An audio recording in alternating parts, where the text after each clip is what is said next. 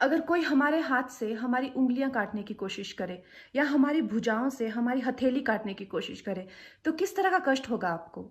वही कष्ट पहुंचाया है चाइना ने हमें, लद्दाख पर अपनी लालची नजरें गड़ा के, और वहां हमारी सीमा का एक एक इंच बचाते हुए हमारे 20 जवान शहीद हो गए हैं। क्या भूल पाएंगे आप उनकी माओं के आंसू, उनकी विधवाओं की चीखें और उनके बच्चों के दिए हुए बलिदान को? क्या ये सोचना ठीक है कि सेनाओं का जो सरहदों पे जो युद्ध होता है वो सिर्फ सेनाओं का होता है, वो सिर्फ सरकार का होता है? क्या उसमें हमारा कोई योगदान नहीं है?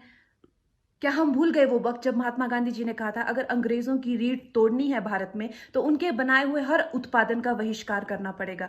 तो क्या ये जरूरी नहीं है कि हम भी इस युद्ध में हिस्सा लें, क्योंकि लद्दाख सिर्फ एक जमीन का टुकड़ा नहीं है, भारत की अस्मिता का एक बहुत बड़ा हिस्सा है, भारत की हथेली है। हम उसे किसी तरह से इस दुश्मनों के उनके गंदे इरादों में सफल नहीं होने दे सकते।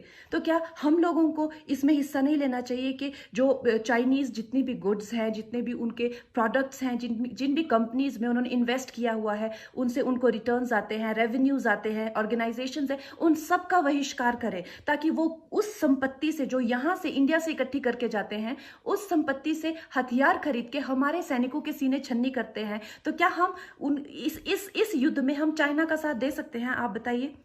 ये क्या हमारा कर्तव्य नहीं है कि हम अपनी सेनाओं का और अपने सरकार का साथ दें?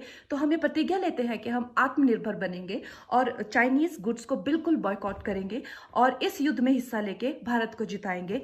जय हिंद।